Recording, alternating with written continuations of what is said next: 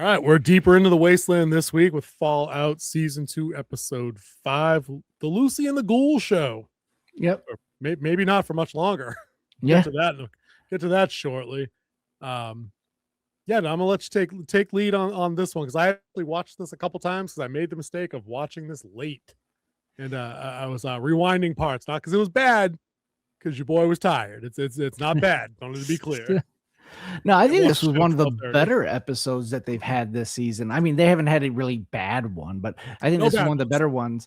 But I liked, like, this one started off with them right where the last episode ended with the Deathclaw. Deathclaws were there, and then it wasn't just one. No, there was multiple Deathclaws showing up in this one. Might not even have been 3. There might have been more. And then they fought. They went the way of the dog, which is the smart play in this one. You're not taking them out. They ran. They ran fast. The goal was like, hey, you got a rocket launcher in that bag? And fucking run. Yeah. I like that character. He's growing on me a lot, especially this season. They've given him. They're doing more development with him this year, which makes sense. You know, that he's got to be the miserable pissant throughout season 1, like fairly all the way. And they're going to soften him up a bit here. Which I do, real quick before you go on with the rest of the episode. It's like I think my only nitpick with this episode was the opening, right? Because it takes place immediately after the last episode ended, and it's daytime, and they're staring at the fence that they just slid under to escape the Deathclaws when it was dark out and nighttime. It's like, have you guys just been standing there? Like, what's been going on? Like, the city woke up around you and you're just like standing there looking at this flimsy ass barbed wire fence that's not restraining these giant things. Like, okay. Cool. So as you saw, there was a different name, the Freedman Gate. Remember they said that they have to go around. It would be about a half a day walk. Yeah. That's what happened. So it just tend to look the same. All right. So it looked the same. They walked around and they looked at a different gate, but I'll tell you what, the gate they were looking at looked like about 3 sheets of plyboard and maybe like a tin roof that was zip tied onto a chain link fence. I'm not seeing how that stops the Deathclaw. I'm just saying. And you never reused assets before? You never seen reused assets in a game? Like trees that look exactly the same? Dude, I filed this under nitpick, not fire in space. Because again, you can earn a little bit of this when everything else is having a good time, makes sense, and people are likable. No one's a dick to the audience. It's like, it's fine. That was literally the only nitpick. It was just that I'm like, why are they still standing there looking at this effing thing? Why are there no guards and like sniper towers looking over this gate? Where's the turrets? I'm replaying Fallout 4. I got turrets. I'm only level 4. Yeah, and we saw turrets, guys. We found out the explanation for that because who's in charge of the city? Yeah, the Deathclaws are, and the Deathclaws don't charge taxes. Yeah, but he told that guy to shut up. He did. It was pretty. Which that guy tells you to shut up. He is from The Bear, by the way. The bartender. He's in The Bear. Oh, cool. Yeah, I've never seen it, but you've talked highly of that show. That's cool. Yep. I recognize him immediately. I'm like, oh, that's the nice sandwich guy from The Bear. So now he's the talkative bartender and the nice sandwich guy. Yep. He has a good resume going as the nice guy. Do sandwiches and whiskey. Yeah. Sold. I'm with that. Bottle. Make it happen, Captain. Into bottle.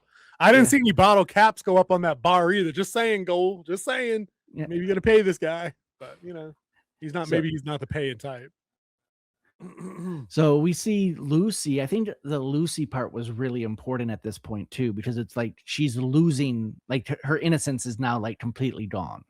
Yeah, the shine's off completely now. Yeah, golden rule out the window. Yeah, she can't go back to the vault, and that's what this whole thing is playing to, is her going back because they get found out, and we see the return of our nice little doctor guy who made our other friend from last episode a ghoul. Or ghoulish. Some people think he's not a full-blown ghoul. Yeah, we'll see what happens there. Because the reason why is because they had the ghoul, like in the game, it was an injection that made him the ghoul, and he used like this air thing he's like a different type of manipulation thing, DNA manipulation thing. So yeah, but we see him again, and he meets good old Hammer and Hank down there in the bottom. There's a lot going on in this episode. The bit at the beginning was my nitpick, I got another nitpick with the Dippy Doo skipping through the desert.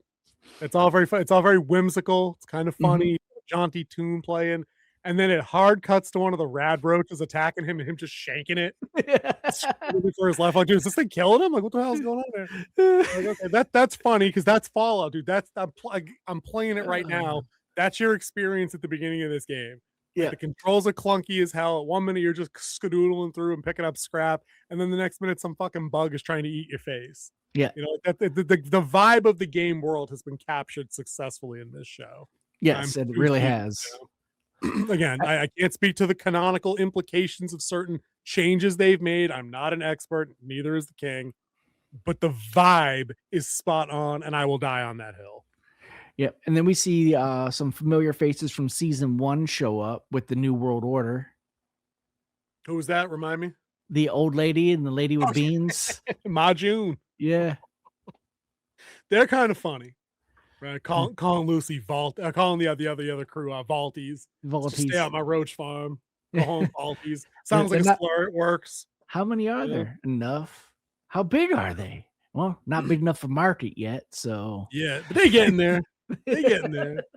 You know, I got a weird impulse in this episode too, where I remember at the beginning of this season I was kind of miffed that they had spent so much time in episode 1 with the part of the vault that I didn't care about, and now we haven't gone back to that like 4 weeks to like get any kind of like push beyond. Oh no, they did a little bit last week. Yeah, they did. The dude overheard the two. Yeah, heard and trying to get water, and that the experiment's over. And right, I'm glad this show. We're only in episode 5 of 10 here, so we've got like a whole half season to go. It is 8. It is only 8. It is only 8. It is a bit of a rush then, because I'm like, dude, now I need to know. Like, now I want to know more about what's happening there, because this week for the vault that the vault group that left, was it Reg's group? Her brother, that's her brother, right? Lucy's brother. I thought Reg was the personal assistant. That's the nerdy guy. Never mind. Yeah. I can't remember Lucy's brother's name. He's the one leading this expedition that also found the way out. The guy that was trapped in the vault with all the other ones that he opened up, and with Bud.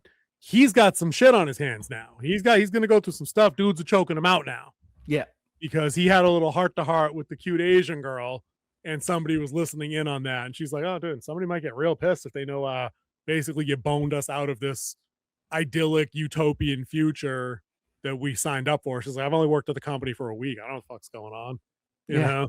How'd she did in the management program? That's what I want to know after being there for a week. I mean, I'm not saying DEI pick, because I don't know if the alternate world had that. Maybe they don't. But there's an awful lot of, not straight up white folk for 1950 doing white folk stuff. I'm just saying, right? Interracial couple with a Hollywood star, 1950. I don't know if that'd have been a thing either. It's a different America. It's a different America, different time. Maybe we beat that whole racism thing and then somehow harnessed atomic power for peaceful means for most of the time. Until the Reds want to come and take it. Till the Reds tried to do that gangster red shit. I mean, they actually have cold fusion, which is still theoretically impossible. So until we can create that electromagnetic containment device, that's all it takes. And a Dyson sphere would be dope. Yeah, so he's getting choked by the lamp cord now, because Ronnie in the group, who was over here, and was like, "Oh, well, wait a second now, choke." I thought he was gonna kill this dude, right? And then he gasps and he's not dead. I'm like, come on. Everybody knows you gotta hold pressure for 5 extra minutes, because anybody worth a half an IQ point fakes like they're dead already. So you stop, right?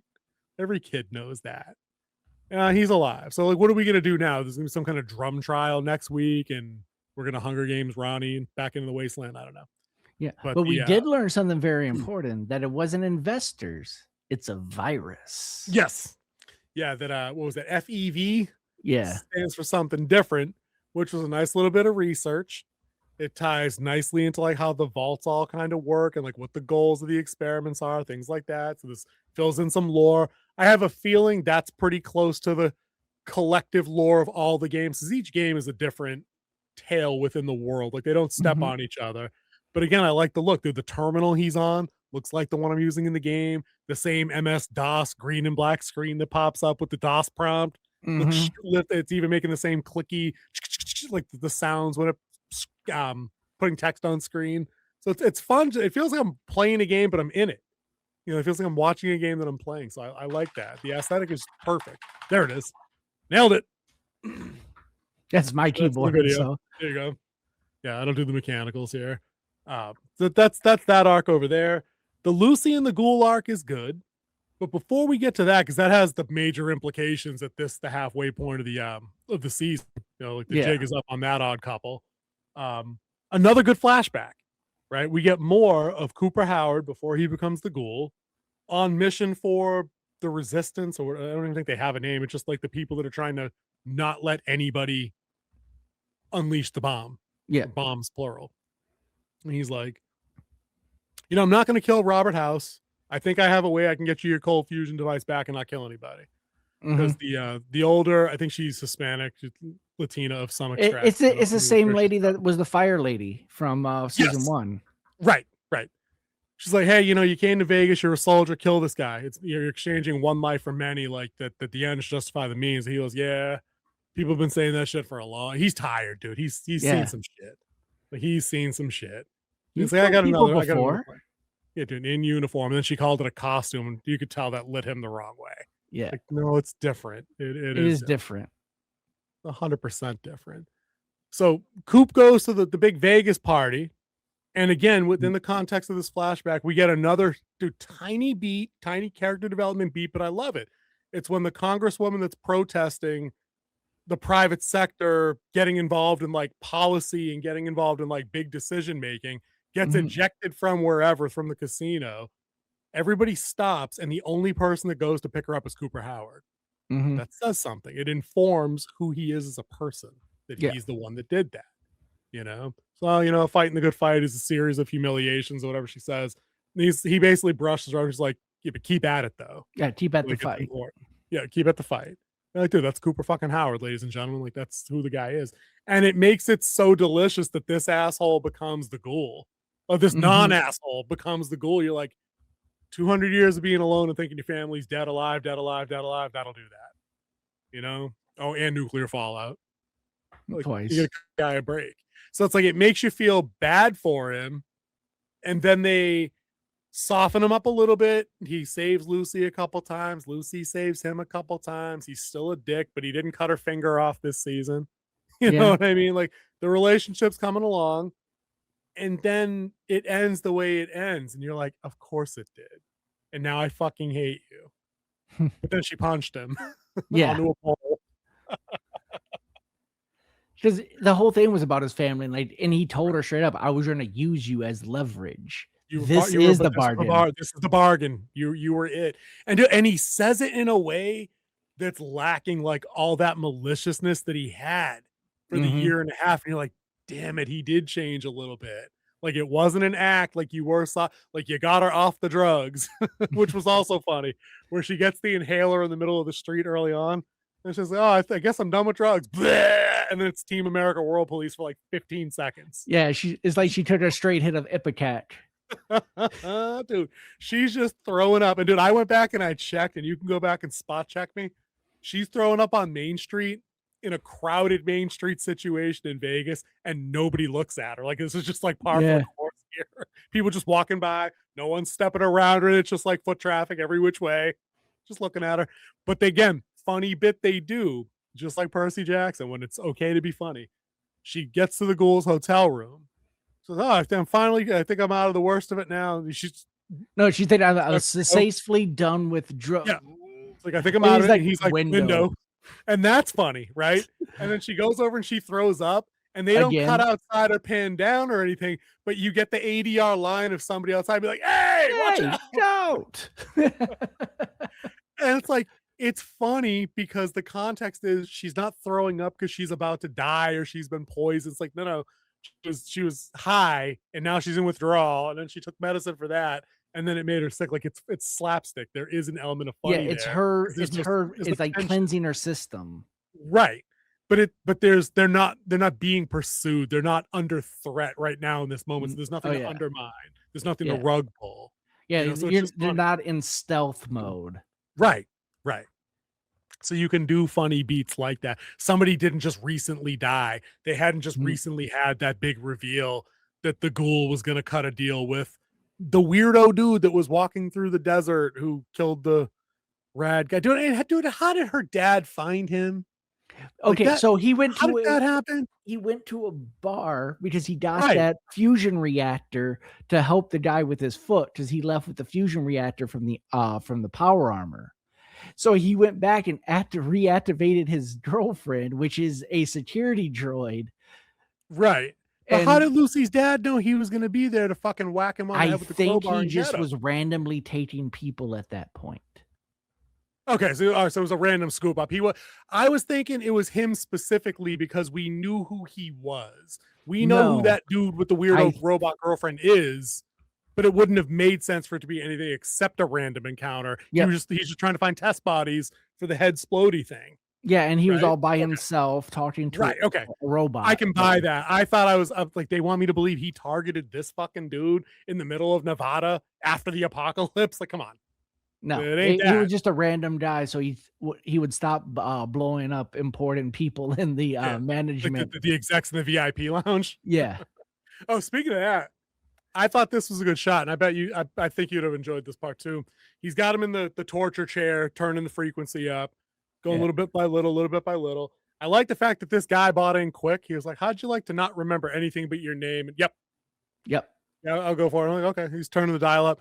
They do that thing where the camera starts to pan back. It's going through the window. You're looking at like any second, jelly on the window, and then nothing happens because the machine finally worked. And I was like, oh, good. I was getting cut because I'm thinking to myself, I'm like, dude, if he blows up another dude's head, I'm kind of bored of this now. Yeah, Like, I knew it wasn't going to happen this time because they would have done it in the other episode.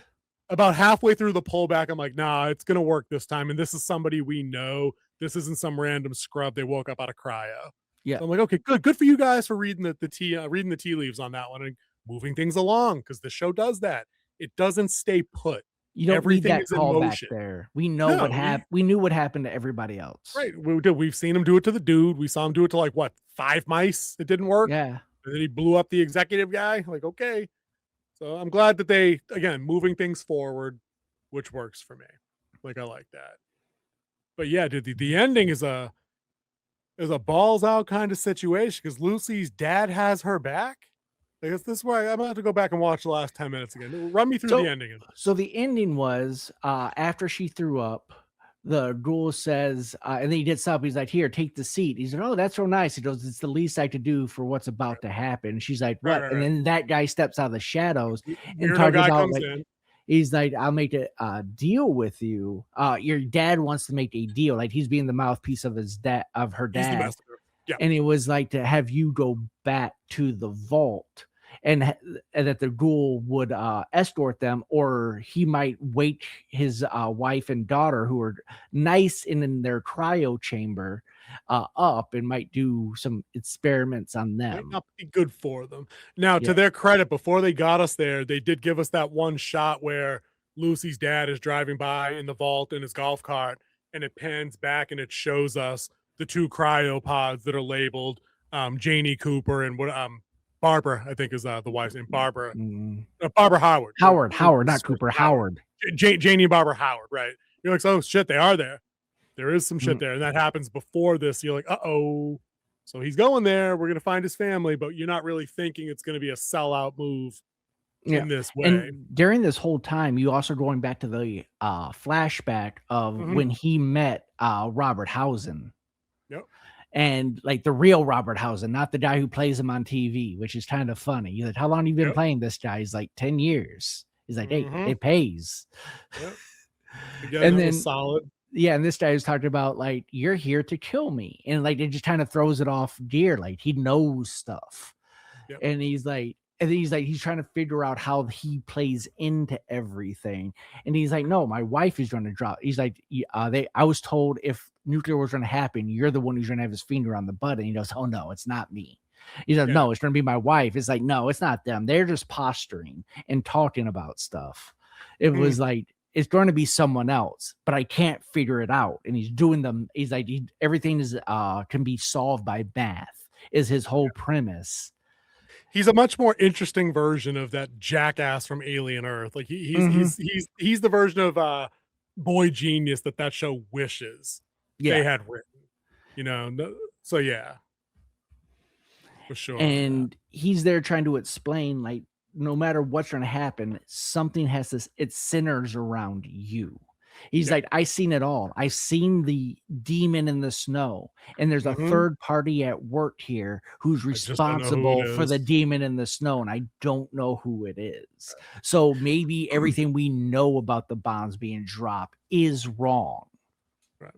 He leaves on a as Cooper's leaving that conversation, getting in the elevator and heading back to the casino to get trashed and ruin his life.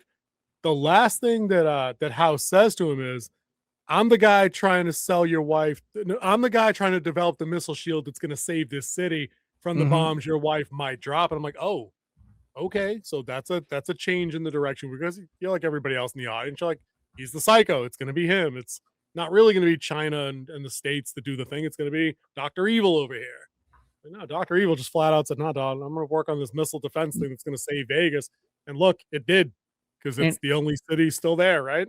Yeah. So, And we see Victor again, which we saw Victor with the NRC in the last episode. So it was Victor's there working for Robert Housen as well. Yeah. Thought that was a solid scene. Then we see Cooper Howard just go to town. He's just boozing on the elevator on the way down, collecting drinks, riding the bull, getting trashed. When he comes to, he's in the hotel room with his wife, and he's like, we need to talk. And then they give you that startled expression on her face. You know, so episode it's 6 never good. It's never when between a couple, when you ever say we need to talk, it's never good. It's never like, I just want $1 million. No. It's going to be a deep emotional something happened, and something's wrong. Something's wrong or something. Yeah. It just, dude, nobody's ever had a pregnancy announcement start with "we need to talk." Yeah. You know what I mean? We need to talk. I think we should get married. Like, no, that's never been done. No, it's we need to talk. I'm banging the secretary. We need to talk. Your brother's much cuter than you are now. That's what happens. I'm leaving. I'm leaving. Right. I'm gone. I've already packed, and my bag's already at my mother's house. Yeah. Yeah. No, it's not good. It's never a good situation. So, and this is where he's going to probably come clean and say that if you're part of this, I can't be a part of it. Can't be a part of us. But we've already seen kind of that he does stick around, because isn't he fleeing with his daughter when the bombs go off? Didn't we see that in season 1? But he's like, he doesn't know where his wife is at that point. Like, that's right. Yes. Yeah. Because it was them two together, and like he's like doing like household shows at this time. Yeah. Yeah, that's right. That's right. He was already kind of on the way out of his popularity curve, probably. So, dude, I think I screwed up, and I watched the next week's stuff, because I and then I fell asleep. It's been a long day, right? And there's a scene where Lucy's back with her dad. Is that next week, or was that that was the very end? Because remember, he shoots her with the drug, and then she gets up and she punches him. He goes flying out the window, and he gets Ghoul on a pole. Dude, he gets Mortal Kombat in a way that even I was like fatality when I seen. I was like, dude, she knocked him into the pit. Wait, no, not the pit. Pit. Wait, which pit had the spikes? The 2. Pit of Despair. No, pit 1 had spikes. 2 was the flat concrete. That's right. No, not that pit. The Mortal Kombat pit. Yeah, dude. Yeah, he's just there twitching out. Yeah, like, it's a spike. It's not a nail, dude. It's like a broken street lantern. Yeah, he's just completely impaled. And then she collapses because she's still under the influence of the train drug that he shot her with, because he was going to take her back to her vault, drop her off, as that was the deal for them to leave his family alone. Right. And then her dad comes in and was like, dad was there with the messenger. Okay, that's the part. And then he shows up, and he kind of is like with her, and he's like, my little sugar bomb. Yeah. And then it rolled over. That's right. And then the camera literally shifted over to black, and then the credits. That's right. Yeah, dude. Yeah, I feel like it's a good midway episode. It changes the game. It changes the flow of the story in a big way. The relationship between the Ghoul and Lucy is now forever compromised because he sold her out. Yada yada. Yeah, so she said, "I thought we were becoming friends." Dude. And he's like, "I think we were." Or whatever. He had a reply to that. You know, and even if he didn't, the fact that he was not malicious or evil or cackling, it showed that he was having remorse. Yep, there was some remorse. That there's a spark of humanity in the Grinch Ghoul's heart. So dude, he might Joel his way to save this chick. Hmm. Okay, holding out hope. Because if anybody, it probably wasn't going to be in Last of Us. The Ghoul has 0 fucks, right? Yeah, and I think Lucy's going to be the new experiment for the brain control. Oh, daddy daughter brain control machine scene. Yeah. Oh, dude, he would definitely John Wick up into Joel Wick, as I was calling it during that review. I remember that. Ghoulwick. Google Wick is it, dude. Yes. Dude, put that on the thumbnail. Remind me. You gotta do that. Well, for that, when it happens, because I think that's common. I think you're right. That'd be a great final episode situation there. Because I don't know if, dude, do they need to keep Lucy's dad alive to segue again into another season to have it then being? I feel like they've done that. Like they did 2 seasons of that story. So when they move into season 3, which we just checked before we went live with this, they're already approved for season 3. They're going to start shooting in like 3 months or 4 months, whatever I said earlier. They're ready to roll. I don't think they need to carry him as like another season long like villain. They should probably set up a new situation on his death in the last episode this year. Maybe bring Lucy back into contact with Maximus and the Commonwealth stuff. I don't know. Maybe that's not game specific. That is probably where it's going to lead. Is Maximus might have to team up with the Ghoul. He might remember him, and then that they have to go save Lucy, and that's going to be the finale. As a segue or a setup for a season 3. You know, like I'm ready to see something new. They've done now the odd couple thing for 2 years, and if they go through the whole enemies into friends, and then there was a sellout and then a redemption arc for the Ghoul, like that's it. Like that's all I need to see from those 2 characters on that story. This show doesn't work without either of them, by the way. Let me be clear. Like the Ghoul and Lucy need to be in season 3. Like I don't think I can't focus on new people, and there's nobody else on the show interesting enough for me to carry on. Like Maximus, but if this was a Maximus show about the Brotherhood, I don't think it's as good, because that side isn't as funny. It's not as morbidly comedic as the Ghoul and Lucy can be. Like that's a little too gritty and real. And the Lucy Ghoul story is more Fallout story, because the Brotherhood is kind of just like a side quest or a story arc you can go. It's not really the main part of Fallout. I think the Lucy Ghoul story is more of what Fallout's about. 100%. So she's the literal Fallout girl. Like she's out of the vault. She's the survivor that wakes up and has to go do some shit. Yeah, you know, that's textbook Fallout. So yeah, dude. I'm also glad we're not rating these one off by one off, because I feel like that we always just say the same thing. It was another good one. It was another 8. It was another 8. The season was a 9 because I had a lot of fun. Like it's probably one of the best things we've seen this year, this early year, because it's only this early year. We're only like a couple days into it, so a couple weeks. My bad. It's but it's definitely better than most of the stuff from like quarter 4 2025. Yeah, quarter 3 2025. The money is well spent. Nobody's phoning it in. Lucy's funny because she's a fish out of water. The Ghoul's funny because he's sardonic and doesn't give a fuck.